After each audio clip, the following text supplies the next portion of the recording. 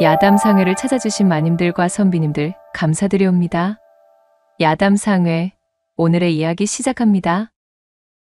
새벽동이 터오는 조선의 어느 대궐, 점잖기로 소문난 선비 귀돌의 마음이 온통 뒤숭숭해져 있었습니다. 참으로 고민이로고 이다지도 깊은 고민에 빠지게 만들다니 하늘이 참으로 원망스럽도다. 그의 얼굴에는 깊은 수심과 함께 마치 난생 처음으로 여인을 향한 흠모의 감정을 깨달은 사춘기 소년 같은 설렘이 묻어 있었지요.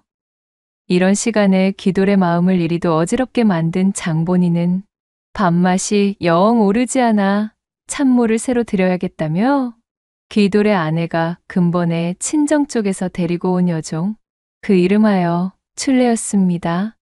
주인마님, 쇳내 소시적부터 안방마님네 계집종으로 있었던 출래라 합니다요.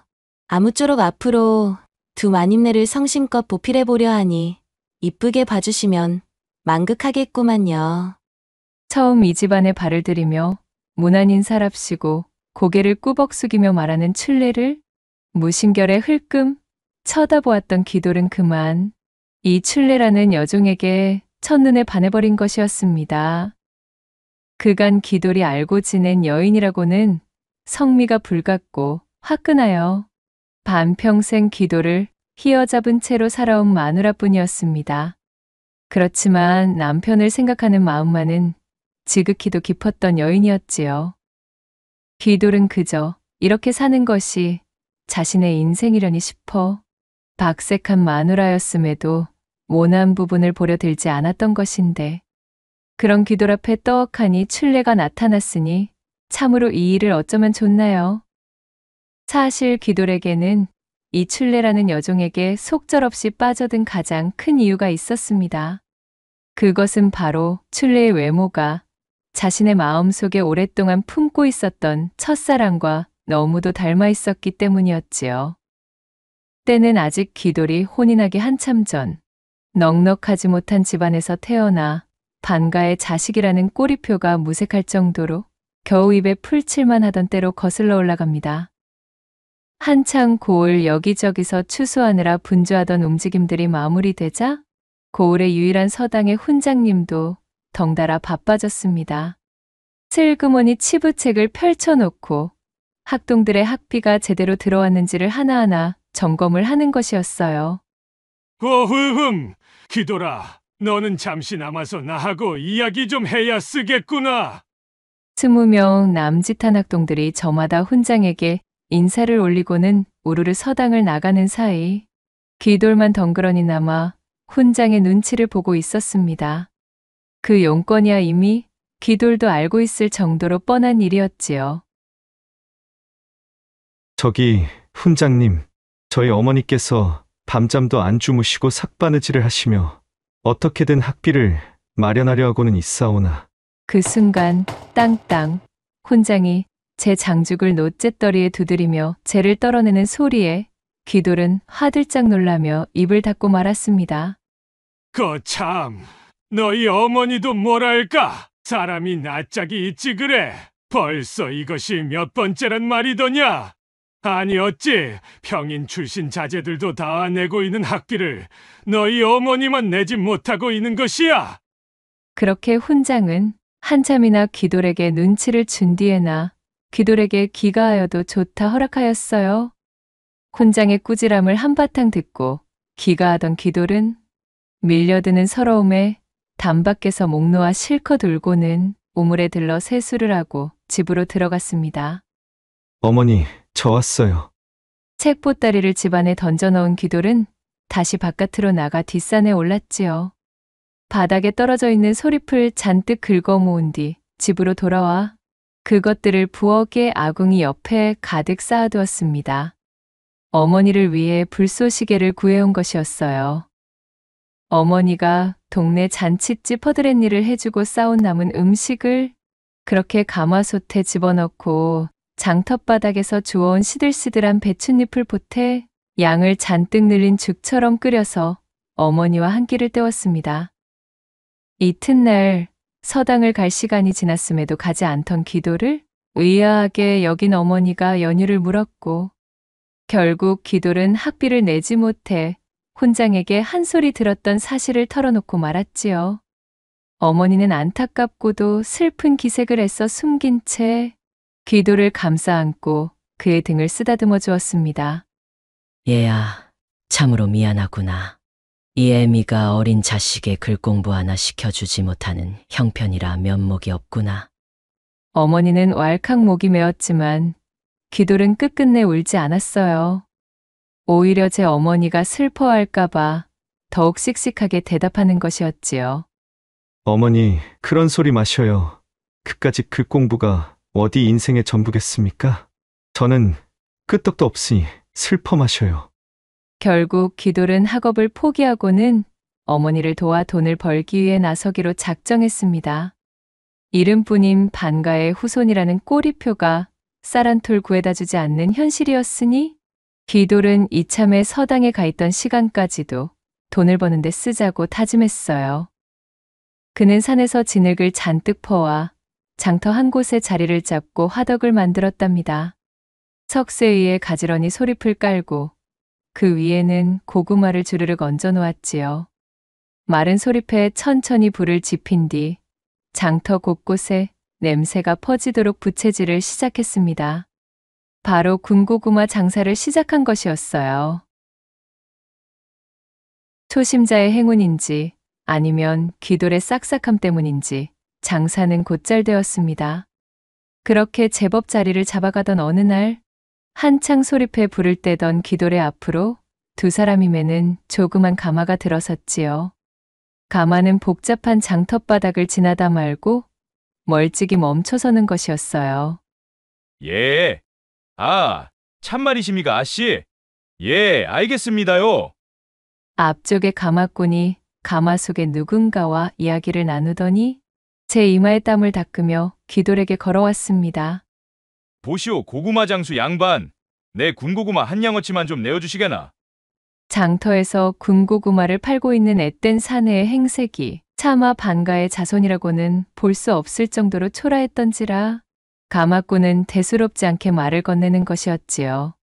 그런 것에 신경을 쓰고 있을 때가 아님을 알고 있던 기돌은 알겠노라 답하고는 불이 나게 고구마를 낼 준비를 하고 있는데 문득 그때 가마의 창문이 빼꼼 열리며 10대살이나 먹은 듯한 여자아이가 매우 창백한 얼굴을 쓱 내미는 게 아니겠어요? 소녀는 꽤나 신기한 듯이 한참 동안이나 기돌을 쳐다보고 있었습니다. 그것을 본 기돌은 어쩐지 창피함이 화학 밀려오기도 했거니와 정확한 이유는 모르겠으나 슬그머니 적개심 비슷한 감정도 피어나고 있었어요. 그리하여 가마꾼이 한눈을 파는 사이 군고구마 안쪽에 몰래 숯검댕을 이겨 넣었습니다. 기돌은 서당에 한창 다니며 공부하던 서책의 한 장을 푹 찢어서는 뜨거운 고구마를 감싸 내어줬습니다. 그런 일이 있고 열흘쯤이 지난 다음 장날이었지요. 기돌이 장사를 하는 곳 앞쪽으로 또다시 일전에 그 가마가 멈춰서는 것이었어요. 이번에는 좀 더 기돌과 가까운 곳까지 다가와 가마를 세웠답니다. 전에 그 가마꾼이 또다시 기돌에게 다가왔고 그와 동시에 슬그머니 가마 창이 열렸지요. 변함없이 창백한 피부의 여자아이가 얼굴을 살짝 내밀며 창피한 듯 기돌을 훔쳐보기 시작했어요. 병색이 완연하다 싶을 정도로 창백한 낯빛에 어쩐지 측은한 심정도 잃었던 기돌은 이번에는 군고구마에 장난을 치지 않았습니다. 그렇게 가마꾼에게 고구마를 건네준 뒤 가마가 물러가자 기돌은 저도 모르게 부하가 치밀어 투덜거렸어요.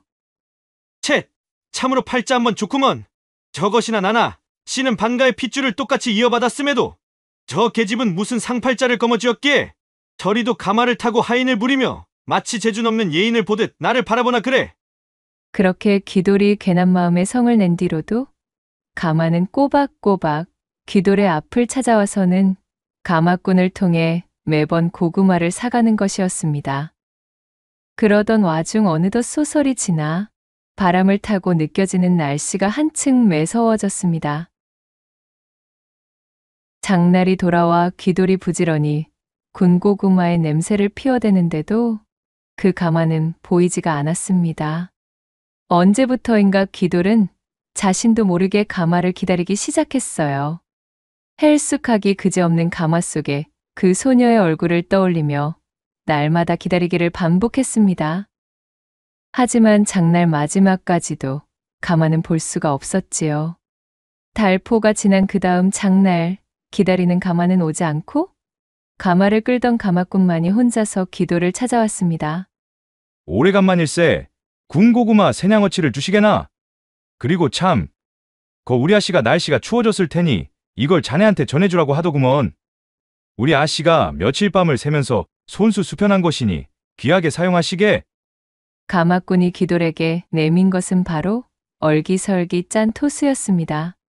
한참이나 그것을 물끄러미 내려다보던 귀돌은 콧잔등이 시큰해지는 느낌을 애써 숨기며 말했어요. 감사하다 전해주시오. 그리고 고구마 값은 아니 받겠소이다. 하지만 가마꾼은 굳이 귀돌의 손에 생양을 쥐어주고는 고구마를 받아들고 불이 나게 돌아가 버렸어요.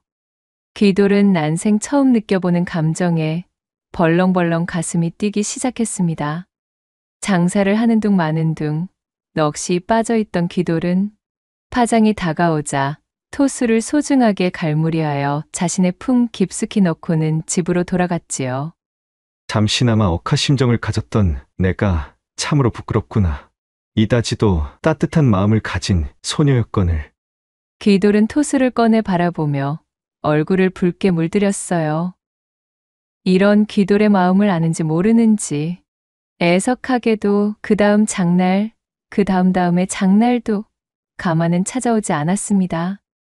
가마가 오던 방향으로 얼굴을 고정해두고 목을 쑥 뺀 채 두리번거리던 귀돌은 이번에 가마가 오면 기필코 내가 손수 고구마를 싸들고는 가마 창 안으로 넣어줄 테다. 그러니 제발 한 번만 다시 찾아와 주었으면. 라고 중얼거리며 목이 빠져라 가마와 그 소녀를 기다리고 있었답니다. 그렇게 시간은 더욱 흘러가게 되었고 그 다음 장날도 또 그 다음 장날도 역시나 가마는 모습을 드러내지 않았어요. 창백한 낯빛에 그 여자아이를 떠올리지 않으려 했어도 귀돌 자신이 매일 쓰고 있는 토수를 보노라면 도무지 잊고 싶어도 잊을 수가 없었습니다. 상사병으로 번진 마음속에 간질거리는 감정이 어느덧 눈덩이처럼 몸집을 부풀려 어느 날의 꿈속에서는 무려 그 창백한 여자아이가 연지곤지의 족두리를 쓴 채 자신을 찾아와 밝게 웃는 모습까지 볼 지경이었답니다. 다시 한번 꼭 보고 싶구나. 지금쯤 그 아이는 어디에서 무엇을 하고 있을까? 그렇게 귀돌이 연심을 무럭무럭 키워가는 동안 시간은 입춘을 훌쩍 지나 봄 기운이 완연히 찾아오게 되었어요. 사흘에는 추위가 완벽하게 물러간 것은 아니었기에 아직 입김이 펄펄 나오고는 있었지만 나무에서는 푸릇푸릇한 새싹이 보이고 있었습니다. 어김없이 장날이 다가왔고 장사에 나섰던 귀돌은 그만 깜짝 놀라고 말았습니다. 분주히 움직이는 사람들 틈에서 예의 그 가마꾼을 발견한 것이지요. 몹시도 반가운 마음의 귀돌은 한 걸음에 달려가 그 가마꾼을 붙들어 세우고는 말했습니다. 저기 이보시오. 내 그쪽에게 대포 한 턱을 내겠으니 걸음이 아니 중하시다면 저와 잠시 이야기나 나누시지요. 대관절 자네는 무구기에 나에게 대포를 낸다는 겐가? 저를 모르시겠습니까? 일전에 그 군고구마 장수입니다. 귀돌이 품속에서 토수를 꺼내 보이자 그제야 가마꾼이 고개를 끄덕이며 귀돌을 알아보는 눈치였어요. 그러고 보니 낯이 있군 그래? 아무튼 이리 다시 본 것도 인연이니 어여가세나. 그렇게 귀돌은 가마꾼을 데리고 객잔으로 들어가 그를 대접했습니다. 주거니 받거니 잔을 나누며 궁금했던 이야기들을 풀어내니 이것을 어쩌면 좋을까요? 가마꾼으로부터 그만 청천벽력 같은 소식을 듣고 말았습니다. 가마를 타고 다니던 그 소녀는 고을에서 유명한 유지의 손녀로 단 하나뿐인 핏줄이었습니다. 그녀의 아버지는 무관으로 나라의 녹을 먹는 관리였으나 오랑캐가 쳐들어온 호란에 참전한 뒤 안타깝게도 전사하고 말았지요. 지아비의 유고를 받아든 그녀의 어머니 또한 그 충격을 이기지 못하고 식음을 전폐하더니 몇 달을 버티고는 남편의 뒤를 따라갔다는 것이었습니다. 졸지에 부모를 모두 잃은 소녀는 그 이후 심하게 열병을 앓은 뒤 다리를 절게 되었고 걸을 수 없는 몸이 되었다고 했습니다. 마압소사. 그래서 그렇게 가마를 타고 다닌 게였군요.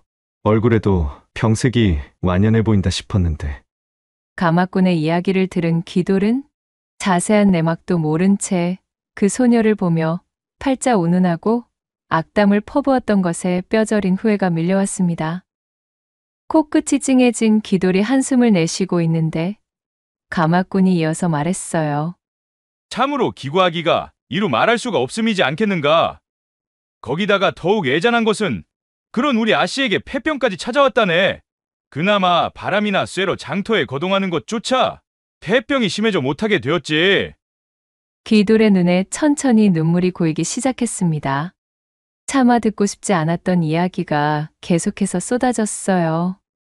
그러더니 대설대 병세가 잡히지 않는 바람에 결국 부모님을 따라 눈을 감았다네. 어휴, 불쌍한 우리 아씨. 이후로 대포를 나누던 가마꾼과 귀돌은 말수가 없어졌습니다. 귀돌의 눈에서 굵직한 눈물이 연거푸 쏟아지며 그렇게 술잔이로 떨어지기만 할 뿐이었습니다. 이튿날이 밝자 귀돌은 아침부터 분주히 외출할 준비에 여념이 없었습니다. 가마꾼에게 전해 들은 곳으로 발걸음을 옮기고 또 옮겼지요. 고개를 한참이나 넘고 강 건너 춘설이 소복한 산속으로 당도하자 가마꾼의 말대로 3개의 묘가 드러났습니다. 2개의 오래되어 보이는 묘 옆으로 새로 만든 묘가 눈에 들어오자 귀돌의 눈에서 다시금 눈물이 흘러내렸지요. 귀돌은 준비해온 술호리병과 군고구마를 묘 앞에 조심스럽게 내려놓았습니다. 부디 좋은 곳으로 가 있기를 바라오. 잠깐이었으나 내 참으로 깊이 연모했소이다. 이승을 하직한 소녀의 묘 앞에 엎드린 귀돌은 그렇게 자신의 첫사랑을 가슴속에 묻을 수밖에 없었답니다. 이후로 귀돌은 부지런히 세월의 풍파를 견뎌낸 끝에 가세를 일으킬 정도로 살림이 나아지게 되었고 중매로 알게 된 지금의 아내와 어찌저찌 혼인까지 하게 되었답니다. 점차 살림이 나아져 이제는 번듯한 양반의 태가 나게 되었음에도 별다른 즐거움 하나 없이 묵묵하게 나이를 먹으며 살고 있었지요. 바로 그러던 찰나 그 시절 자신의 첫사랑의 외모와 너무도 닮아있는 이 춘례가 등장한 것이었어요. 앳된 사내로 회춘한 듯한 마음에 기름을 붓기라도 한 듯 쉴 새 없이 귀돌의 심장이 뛰고 있었습니다. 자연이 녹아있는 애틋한 마음이 춘심으로 더해져 그만 상사병이 되자 이제 나의 눈만 감았다 하면 춘례의 개미처럼 웅푹 들어간 허리춤에 그 눈빛에서 뚝뚝 떨어지는 꿀같은 춘기가 떠오르기에 여념이 없었어요. 못다 이룬 자신의 초연이 운명처럼 다가온 착각까지 이뤘습니다. 사정이 이리 되니 귀돌은 더 이상 견디기가 힘들 지경이었어요. 춘례가 부엌을 오가며 오만하게 무르익은 복숭아 같은 둔부를 요리조리 뽐낼 때 귀돌은 회춘이라도 한 듯 천지가 뒤흔들리며 자신이 이다지도 건강한 사내였음을 깨닫게 되는 것이었습니다. 그러니 그만 아무것도 모르던 쑥맥선비의 얼이 빠지고 그 뒤로는 혼마저 빠져버리기 일쑤였답니다. 그간은 원래 행사처럼 안방으로 넘어가 제 부인의 옷고름 매듭을 만지작대던 귀돌이었으나 이 춘례라는 존재가 집으로 들어선 이후로는 안방을 향하는 발길을 아주 뚝 끊게 되었지요. 머릿속에 춘례에 대한 생각만이 가득 들어차서는 도대체가 집중이 되지 않는 것이었습니다. 늦게 배운 도둑질이 그리도 무섭다더니만 느지막이 눈에 들어온 참모 춘례를 보고서는 팔자에도 없던 상사병이 나버린 것이지요. 이 일을 어찌할꼬 이래서는 아니 되거늘. 매일 입버릇처럼 똑같은 말만 중얼거리며 제 마음을 정돈해 보려던 귀돌이었지만 밤마다 춘례가 자릿길을 들고 귀돌의 침소로 들어와 그의 이부자리를 깔끔하게 정리하며 해맑게 웃어 보이면 귀돌의 다짐은 늘 물거품처럼 희석되고 말았습니다. 귀돌은 품에 숨겨둔 엽전 한 잎을 그녀의 손에 꼭 쥐어주고는 고생했다는 말과 함께 은근슬쩍 춘례의 얇은 손목이나 살짝 건드려 보는 것이 고작이었지요. 폭군 같던 제 부인의 눈을 피해 그 이상의 진도는 나갈 수도 없었고 귀돌의 작디 작은 배포로는 그럴 배짱도 없었습니다. 그러던 어느 날 귀돌의 처가에서 긴급한 연락이 도착했습니다. 귀돌의 장모가 지병이 깊어져 딸을 보고 싶어 한다는 내용의 전갈이었지요. 아내는 부랴부랴 처가로 떠날 채비를 하며 주인 어른끼니 잘 차려드리고 이부자리도 잘 봐드리거라. 내 너만 믿고 넘어가 보마. 라고 춘례에게 신신당부하고는 친정으로 출발했습니다. 친정으로 넘어가는 와중에도 남편 걱정뿐인 아내의 마음은 아는지 모르는지 그간 걸림돌 같던 아내가 집을 비울 건수를 잡아버린 귀돌의 심장은 알 수 없는 해방감과 기대감으로 쿵쿵 요동을 치기 시작했지요. 그런데 이게 웬걸요? 아무래도 안 되겠구만. 대문을 나선 지 겨우 두어 숨도 뱉기 전에 귀돌의 아내가 다시 집으로 돌아오는 것이 아니겠어요? 아니, 여보. 가던 친정은 어쩌고 다시 돌아온 게요? 귀돌이 놀라 묻자 아내가 말하기를 여보, 당신 식사는 앞집에 부탁해 놓았습니다. 춘례는 내가 데려가겠어요. 오래간만에 고향으로 넘어가는 것인데 이참에 춘례도 고향집 한번 들러야지. 춘례야, 어서 채비하거라. 너도 함께 나서자꾸나. 내색은 못하지만 고향에 들를 생각에 얼굴에 화색이 돈 춘례와 모처럼 찾아온 기회를 날려 금세 풀이 죽어 데친 시금치처럼 축 처져 버린 귀돌.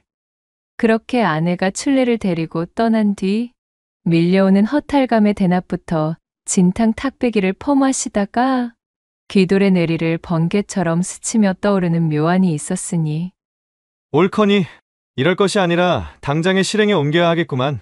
내 더 이상 이리 고민만 하며 옹졸한 범부처럼 굴 수야 없지 않겠나. 라고 크게 외치고는 자리에서 벌떡 일어나 한 걸음에 단골 의원으로 달려갔습니다. 헐레벌떡 단골 의원 청생원에 도착하니 숨을 헐떡이며 들어선 귀돌을 청생원의 주인장인 박 의원이 맞이하였지요. 아니, 이게 뉘십니까 그래? 이리도 급한 몰골로 얘까지 직접 어쩐 일이시오? 집에 누가 급한 이라도 생기신 겝니까? 두 눈을 크게 뜨고 수염을 쓰다듬으며 자신을 바라보는 박 의원의 물음에 술이 거나하게 오른 귀돌은 자리에 털썩 주저앉아 버렸습니다. 이윽고 그는 박 의원의 두 손을 부여잡고 울상이 된 채 통사정을 올렸지요. 이보시오, 박 의원. 제발 나를 좀 살려주시구랴. 내 이대로는 가슴이 터져나가든 내 몸이 터져나가든 둘 중 하나로 비명행사하기 일보 직전이외다. 그리고는 장황하게 춘례에 대한 이야기를 꺼내놓는 것이었어요. 그렇게 자신의 속에서 들끓고 있던 이야기를 모조리 꺼낸 귀돌이 주변을 둘러보고는 천천히 말했습니다. 그러니 내 한 가지 계략을 세워둔 것이 있소이다. 그 계획에 우리 박 의원께서 부디 힘을 보태 주시오. 단골 의원 좋다는 게 다 뭐겠소? 귀돌의 한 맺힌 사연을 잠자코 듣고 있던 박 의원이 수염을 만지작대며 말했습니다. 그거 참 맹랑하게도 돌아가는 일이 되고 말았구려. 사연이 어찌되었든 뒤늦게 그런 진맛에 눈을 뜨는 것도 이거 축복이라면 축복이겠지만은 만에 하나 그런 사연으로 의원인 자가 거짓을 고하며 어울렸다는 악소문이라도 퍼진다면 우리 청생원은 영원히 문을 닫게 됩니다. 허니 그런 위험 부담을 질 수는 없음을 양해 바라겠소이다. 박 의원이 탐탁치 않아 하는 표정으로 완곡히 거절하자 귀돌은 그의 곁에 바짝 다가 앉으며 말했지요. 어허, 이보시오 박 의원. 악소문이 돌게 될 일이 무엇이 있소이까? 잘못될 리가 없는 일이라 하질 않소. 계획을 세운 장본인이 나거늘 내가 입을 다물면 그 누가 알아채겠소? 일이 뜻대로 잘 풀려 이 몸의 소원을 성취하게 도와만 주신다면 박 의원께 통 크게 보답하도록 하겠습니다. 내 말을 믿어 주시오. 간절한 표정으로 읍소하는 귀돌의 얼굴을 바라보며 박 의원은 영 내키지 않았지만 어쩔 수 없이 승낙을 하고 말았지요. 알겠습니다. 다만 약조하신 것만은 반드시 지켜주십시오. 허면 계획이 무엇인지 말씀해 보시지요. 그렇게 귀돌과 박 의원의 은밀한 밀담이 오간 뒤 시간이 흐르고 흘러 귀돌의 부인이 춘례를 데리고 고향에서 돌아오자 이를 기다렸다는 듯이 귀돌이 각혈을 하며 앞마당에 쓰러졌습니다. 물론 청생원에서 박 의원의 도움을 받아 따로 구해놓았던 돼지의 피를 쓴 것이었지요. 애구머니? 아니, 여보! 대체 이것이 무슨 일이랍니까? 귀돌이 쓰러지자 집안이 발칵 뒤집혔습니다. 아내는 사색이 되어 귀돌을 부축하며 비명을 질렀습니다. 귀돌은 눈이 뒤집힌 채로 사지를 덜덜 떨고 있으니 너무도 놀란 아내가 허둥대는 목소리로 춘례를 부르며 소리쳤지요. 춘례야! 큰일 났다! 청생원에 가서 박 의원님을 모셔오거라! 얼른! 안절부절하던 차에 겨우 정신을 차린 춘례가 한 걸음에 달려가 청생원에서 박 의원을 모셔왔습니다. 춘례의 안내를 받으며 불이 나게 들어온 박 의원은 미리 짜둔 대로 귀돌을 진맥하는 척 이리저리 손을 대어보고 눈꺼풀을 까디집는 신용도 하며 분주히 움직였습니다. 이윽고 침통한 표정으로 고개를 가로저은 박 의원이 중얼거렸어요. 진맥을 해보니 이거 큰일입니다. 아무래도 고비가 찾아온 듯하니 오늘 밤을 넘기지 못할 수도 있음을 대비해야 하겠소. 일단 부인께서는 마음의 준비를 하셔야 하지 않을까 합니다만. 박 의원은 수심 깊은 표정을 유지하며 사태가 좋지 못하다는 암시를 주기에 이르렀고 그 말을 들은 귀돌의 부인은 귀돌을 덥석 끌어안고 말 그대로 눈물 없이는 볼 수 없는 대성통곡을 뱉기 시작했습니다. 의원님, 무슨 수가 없겠습니까? 이대로 남편을 보낼 수는 없습니다. 제발 방도가 있다면 부디 알려주십시오. 뭐든 따르겠습니다, 의원님. 그녀의 말에 박 의원은 입맛을 쓰게 다시는 신용을 하더니 수염을 어루만지며 힘겹게 입을 떼었습니다. 애꿎은 사람을 속여먹고 있다는 자괴감이 박 의원의 속에서 뭉게뭉게 피어오르고 있었기에 그것을 억누르기 위한 동작이었지요. 한 가지 신락 같은 희망을 걸어 봄직한 방법이 있기는 있소만 이 환약을 섭취하고 단전에 기를 불어넣는 방법입니다. 현재 생원 어른의 온몸에 기라는 기는 전부 빠져있는 상태이오니 그렇게 기력을 보충한다면 필시 차도가 보일 것이오. 일단은 그 수밖에는 없는 듯합니다. 기라니요? 그것이 몽땅 빠져 내 지아비가 저 모양 저 꼴이 되었다는 말입니까? 허면 어찌하여야 남편의 몸에 그 부족하다는 기를 불어넣을 수가 있겠습니까? 지푸라기라도 잡는 심정으로 귀돌의 아내가 묻자 박 의원은 천장을 올려다보며 한숨을 깊게 토했습니다. 기를 보양해 줄 처자가 한 명 있어야만 합니다. 전에 내려오는 의서와 의술이 시사하는 바는 그러하오나 내 생각에 그것도 사실은 부질없는 짓이요. 그 방도가 생원 어른께 효과가 있을지 없을지 확신도 안 서는 데다 글쎄 이러한 시각에 기가 차고 넘치는 생판남인 처자를 대체 어디서 구해오며 설령 구한다 하더라도 그 처자가 이러한 일에 응할지도 모르는 것이라. 박 의원이 귀돌의 뜻대로 미리 짜둔 허풍을 근심 깊은 얼굴로 중얼거리자 귀돌의 부인이 꽥 소리를 지르며 외쳤습니다. 사람 목숨이 왔다 갔다 하는 판에 지금 그런 사사로운 것을 가리게 생겼답니까? 일이 한가지고 있을 때가 아닙니다. 하고는 벌떡 일어나 문을 박차고 나가다가 말고 후다닥 도로 들어오는 것이었지요. 아니, 박 의원님. 등잔 밑이 어둡다더니만 우리에게는 출례가 있었잖아요.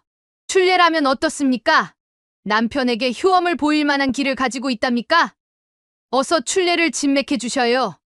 돌아가는 상황이 어리둥절하여 멀뚱히 눈치만 보고 있는 출례의 손을 잡아끈 기돌의 부인이 박 의원을 재차 재촉하며 다급하게 굴자 눈을 감고 자빠져 있던 기돌은 속으로 쾌재를 부르고 있었습니다. 박 의원과 결탁하여 한바탕 판을 벌인 소동이 제가 노린 대로 착착 진행되고 있으니 이 어찌 신이 나지 않을 수가요. 이윽고 박 의원이 마음을 가다듬으며 말했습니다. 일단 모두가 지푸라기라도 잡는 심정이니 되든 안 되든 한번 진행해 봅시다 그려. 이복에 출례, 사람 목숨이 왔다 갔다 하는 판이니 부탁 좀 함세. 도와주시겠는가? 아무것도 모르던 순진한 출례는 주변의 기세에 잔뜩 기가 눌려 우물쭈물거리며 답했답니다. 쇳내는 뭐가 뭔지 잘 모르겠지만 아무튼 쓰러진 주인 마님을 살릴 수 있다면 무조건 해봐야지요. 암요? 출례가 고개를 끄덕이며 말하자 박 의원은 준비한 대사들을 술술 읊기 시작했어요. 일단 일이 허해진 생원 어른의 길을 보양하려면 단전과 단전을 맞대어 음에서 양으로 기가 흐를 수 있는 길을 연결해 주는 것이 무엇보다 중요합니다. 즉, 출례의 단전을 생원 어른의 단전과 맞추어야 한다는 소리지요. 기가 흐르는 통로는 방해받는 이물질이 없어야 하기에 서로의 의복은 모두 제거해 두는 것이 타당하오. 그리고는 박 의원이 혼신의 힘을 다해 다 죽어가는 흉내를 내고 있던 기돌의 입을 벌리고는 조그마한 환약을 한 움큼 집어 그에게 먹였습니다. 아니, 의원님. 그 환약은 무엇입니까? 이는 음양보력환이라 불리는 약재입니다. 기가 허해져 죽어가는 자에게 원기를 보양하고 기를 내어주는 사람이 혹여 지쳐 쓰러지지 않도록 보좌하는 역할을 하는 값비싼 물건이지요. 그리하여 귀돌의 기력 보강에 모든 준비를 끝마치게 되자 박 의원과 귀돌의 부인은 건넌방으로 넘어가 초조한 마음을 품고 기다림을 가졌습니다. 야음이 무르익은 기나긴 밤에 귀돌과 출례는 그렇게 단전을 맞대었고 음과 양의 기운이 승천하는 이무기처럼 맞물려 단단한 돌덩어리같이 하나가 되었습니다. 음양이 보합되는 통로를 통해 그렇게 역사적인 거사가 이루어졌지요. 그리하여 동창이 붉게 밝아왔을 때 출례가 잔뜩 붉어진 낯을 가리며 쭈뼛쭈뼛 나오더니 수줍음이 잔뜩 서린 목소리로 말했습니다. 이제 안심하셔도 될 것 같아요. 안방마님. 밤새 의원님께서 일러주신 방법대로 이것저것을 다 하였더니 주인어른께서 벌떡 살아나셨지 뭡니까요. 뜬 눈으로 밤을 지새우던 귀돌의 아내가 그 말을 듣고는 한 걸음에 뛰어들어가 귀돌을 붙잡고는 펑펑 기쁨의 눈물을 쏟았습니다. 허허, 이거 일이 아주 잘 풀렸구려. 하늘이 도운 게지. 그럼 생원 어른도 쾌차하셨으니 나는 그만 돌아가 보겠소이다. 박 의원은 어색한 웃음을 흘리며 자리에서 일어났고 귀돌의 아내에게 융숭한 대접과 감사 인사를 받으며 그렇게 대문 밖으로 사라졌습니다. 다시 눈을 뜬 귀돌의 얼굴에는 때깔 좋은 광채가 번들번들한 것이 이유 모를 윤기가 흐르고 있었지요. 어이고, 사경을 헤매다 돌아오니 세상이 참으로 밝구만. 여보, 그리고 출례야. 내 두 사람에게 아주 큰 빚을 졌구만 그래. 참으로 고맙소들. 귀돌은 그 옛날 자신이 이루지 못한 채 가슴에 묻어두었던 첫사랑을 닮은 여인과 질펀한 음양보합을 이룬 뒤 무기력하던 사람이 완전 달라져 있었지요. 그렇게 귀돌에게 죽음을 극복한 경사가 찾아온 뒤 얼마의 시간이 지나고 박 의원이 청생원에서 목을 빼며 기다려도 도무지 귀돌 쪽에서 연통이 없는 것이었습니다. 아니, 그런 얼토당토하는 망측한 연극에 어울려줬더니만 크게 보답하겠다던 사람이 어찌 이리 소식이 없는 게야? 며칠이 지난 후 저녁 나절, 기다림에 지친 박 의원이 귀도를 찾아 그의 집으로 방문하자 아내에게도 기력을 보충하는 행위라고 실컷 둘러놓았겠다. 아예 본격적으로 출례와 단전을 맞대며 불같은 시간을 보내고 있던 귀돌이 마침 일을 마치고 옷매무새를 고치면서 박 의원을 맞이하는 것이었습니다. 귀돌은 희죽거리며 애써 과장된 몸짓으로 박 의원을 환영하는 기색을 보이고는 출례를 시켜 푸짐하게 술상을 내오라 일렀습니다. 이거 아까도 보아하니 출례라는 여종과 아주 즐겁기 그지없는 각종 기회들을 뽐내다가 나오시는 듯한데 그것이 가능하도록 물심양면 도와준 저의 노고를 잊으신 것은 아니시겠지요? 허허, 그럴 리가 있겠습니까? 자, 드십시다. 그리하여 차려진 술상을 앞에 두고 두 사람은 거나하게 술잔을 나누고는 박 의원에게 곧 보은을 하겠노라 약조한 뒤 헤어지게 되었지요. 그런 뒤로도 얼렁뚱땅 시간은 흘러 보름이 지나고 한 달이 지나도 크게 보답하겠다던 귀돌에게서는 아무런 소식이 없었습니다. 아니, 이 인간이 참으로 뻔뻔하기 그지없구나. 그 총극을 받아준 내게 이리 철면피로 나오시겠다. 그야말로 화가 단단히 뻗친 박 의원이 당장 귀돌의 집으로 당도하여 사랑방에 들이닥치자 귀돌은 이미 볼장 다 보았다는 식으로 능글맞게 나오는 것이었지요. 이보시오, 생원 어른. 일이 잘 성사되었으니 이제 약조하신 대로. 아니, 약조라니요? 그래서 한 달 전 우리 집에서 술상을 거나하게 내어드리지 않았습니까? 목숨을 살려주신 은덕을 기려 크게 베풀지 않았는지요? 아주 진귀한 안주로 대접한 기억이 있는데 어찌 이러십니까? 뭐라 굽쇼? 그것으로 입을 닫겠다, 이 말입니까? 이럴 수가. 출례와 단전을 맞댄 이후 큰일이라도 치루냥 사람이 완전히 달라져 버린 귀돌의 철면피에 박 의원은 부득부득 이를 갈았지만 어쩔 수가 없었습니다.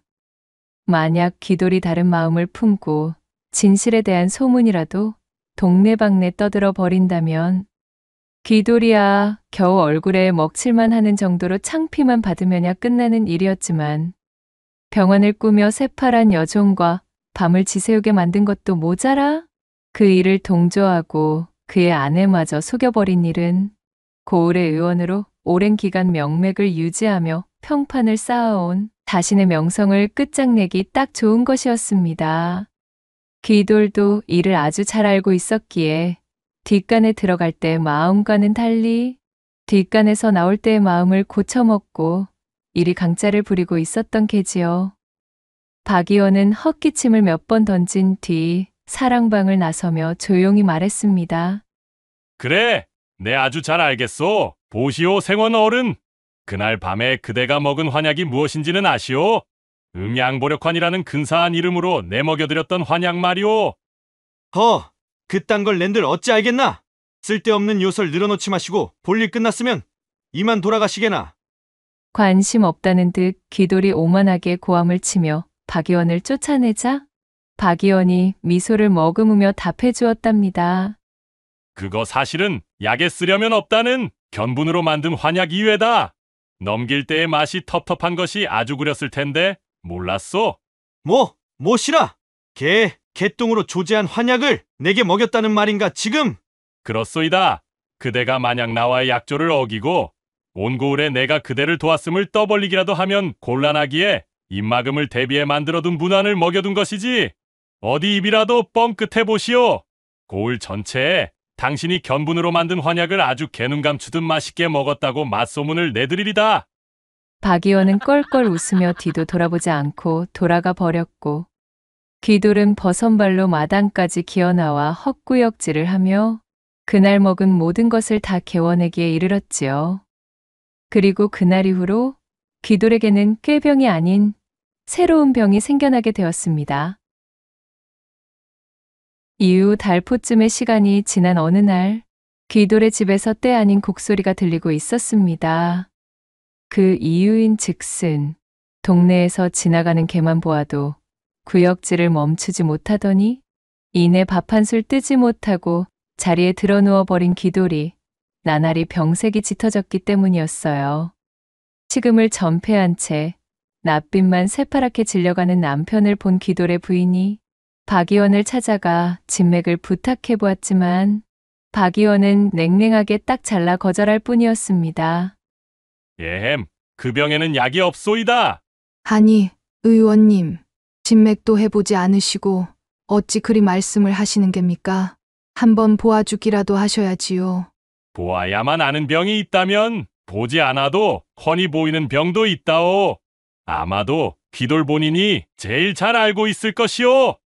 그리하여 밀려드는 토끼를 이기지 못해 시름시름 앓던 기돌은 결국 자신의 꾀를 자신이 이겨내지도 못하고 더욱 식욕을 잃어버린 채 그 애를 넘기지 못하고 말 그대로 변을 치르고 말았으니 어떤 의미로는 이루지 못했던 자신의 애틋한 첫사랑이 있는 곳을 향해 이제서야 먼 여행을 떠나게 되었다고 볼 수도 있게 되었답니다. 영문을 모르는 기돌의 처와 출래만이 눈을 감은 기돌을 붙잡고 굵은 눈물을 흩뿌리며 목 놓아 통곡하였다는 후문이 전해지고 있사옵니다. 낭독해드린 이야기가 마음에 드셨다면 구독과 좋아요, 댓글로 야담상회를 응원해 주셔요. 늘 잊지 않고 야담상회를 찾아주시는 마님과 선비님들 시청해 주셔서 참으로 감사하옵니다.